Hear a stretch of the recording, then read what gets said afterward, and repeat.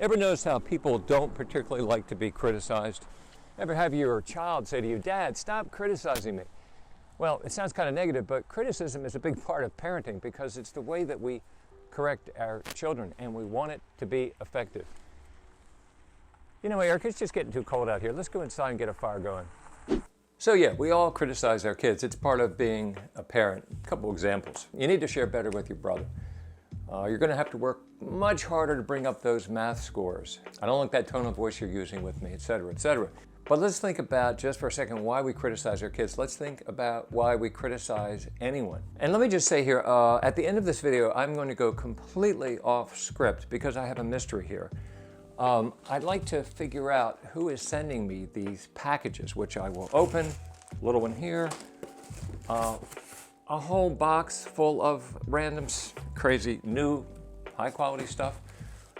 Maybe you'll have some input on that, but that's at the very end of this video. So to put it real simple, the goal of any criticism is to change somebody's behavior, really, the person that we're criticizing. We want them to change some aspect of their behavior. Like if we tell our child, you need to share better with your brother, we want our child to actually begin to start sharing better with their brother. We want to see a behavioral change. And change like this is, as we know, not always that easy to do. That's what this video is about, making our critical comments to our kids effective, making it work for us as parents. We know what it's like when it doesn't work. We get pushback from our child, or the behavior doesn't improve at all, like we never said anything. It can drive us a little crazy. Now, if you like this topic, I know you might consider subscribing. That's great. I totally love that. But if you could give a thumbs up, that tells the YouTube algorithm that there's something useful here that more parents might like to see. So here's where the magic is for us as parents. It's not what we say, it's how we say it. In other words, if we want our criticism to be effective, we have to put some effort into how we say it. And it may take a little practice. I'll give an example in a moment. But first, let's just jump into adults in criticism. We will use another famous Bornemann thought experiment. At least my kids think that they're famous. All right, a little bit of a thought experiment. We're gonna do some pretend. Say you have a job. Your job is in healthcare. Part of your job requires that you create accurate online reports. Your manager comes to you and says, "Jenna, you're getting sloppy with the reports. The home office is sending them back saying they're incomplete. Get your work together." Now, how are you feeling when you get a criticism like this? Are you really listening to it? Listening to what actually is being said? No, what you're kind of thinking in your mind is, my gosh, my boss is such a jackass. Or maybe, guess it's time to upload my resume to Indeed and look for another job. The last thing that you're thinking about is what the boss's goal actually is, which is you got to improve the reports because it's worded so damn badly. But suppose your boss comes to you and words this in a totally different way. A better way. It might have a different effect. Maybe your boss says, "Jenna, the home office says that some of your reports are missing information, and that information is needed. Let me know what we need to do to change the situation so that we can improve this moving forward." They really have to be accurate. Now, it's essentially the same criticism.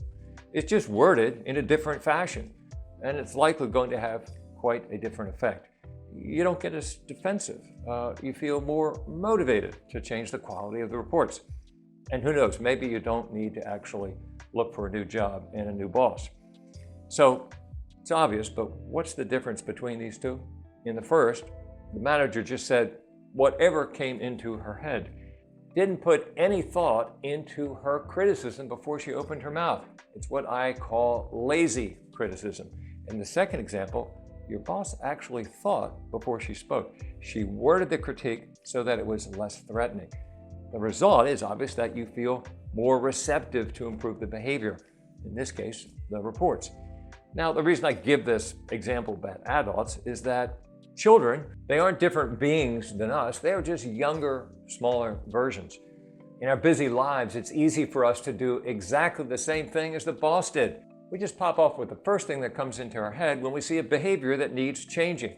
And that frequently results in pushback, frustration, maybe a little conflict, and the behavior doesn't change, and so we don't achieve our goal. So what can we do? Well, simply put, we just need to learn how to word our criticism and take a little bit more time initially to do it properly. It does take some practice to learn how to do this, but here's the thing.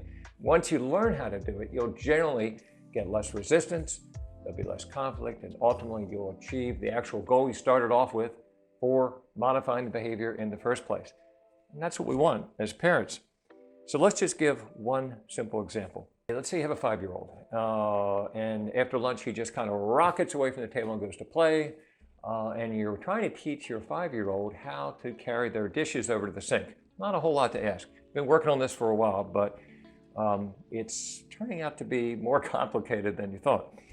So one day, your son finishes up, and without a thought, he just launches into orbit, playing Legos in the other room, whatever, leaves the kitchen, flies away. The easy thing for you to do, of course, is just to raise your voice a little bit, maybe yell a little and say, hey, get back in here and bring all your dishes over to the sink.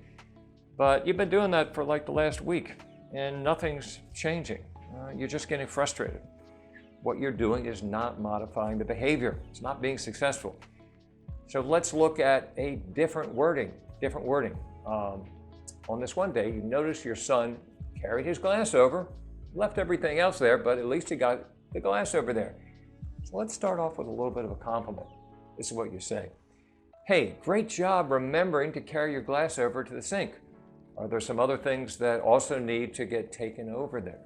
And your son gets it, takes the other dishes over and completes the job. So then you tell him, good job, let's see if you can do all the dishes tomorrow at lunch. Now, to do this, you did have to put maybe another 5 seconds of effort into it up front to think about how to word this in a better way rather than just sort of raising your voice. You started off giving a little bit of a compliment, then you said what needed to be done, and then you let him know you're going to be watching tomorrow to see if he does a better job. Now, you might easily say, you know, I'm just crazy busy. I can't deal with this. I don't have an extra 5 seconds to think about this. I'm just going to raise my voice. That gets attention. And I would say, yeah, it does get attention. But how's that working for you? I bet it's not working as well as you would like in modifying behavior, which is what you are trying to do in the first place. Figuring out how to word things so your son or daughter is more motivated to actually change the behavior and modify it in the long run is going to most likely get you better results. So yes, it does take a little bit of a time investment, but if you practice this, you will get good at it. It'll just become second nature. And not to bag on some parents, but I have seen so many parents that really use the I'm going to raise my voice technique, and it's just not that effective. You do have to put a little bit more effort into it in order to actually be successful in what you're trying to do. So like many of these videos, this is pretty much a little thing. But as I say, little things, as we know, can have a big effect in raising our kids. And if you put some effort into this, in the long run, I bet that this will also have a positive effect with your kids. Now, as I said at the very beginning, I'm going to go a little bit off script today because I've got these interesting mysteries. So I get this bag in here, don't know who it's from, addressed to me, open it up, and I get a little teddy bear with like a little graduating teddy bear with a little thing that says diploma on it. I don't know if somebody's trying to tell me that I'm graduating or I need to graduate. It's been a long time since I graduated, but that's not all. So we've got this box here. Now it's all full of quality stuff. I'll take some of it out. So we got some line here of some sort. We've got a box full of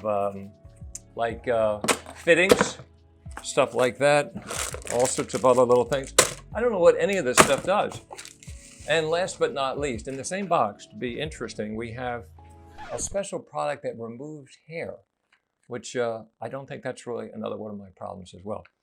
So anyway, if you get boxes that come into your mail and delivered to you that you don't know what they are, let me know in the comment section so I can kind of solve this mystery.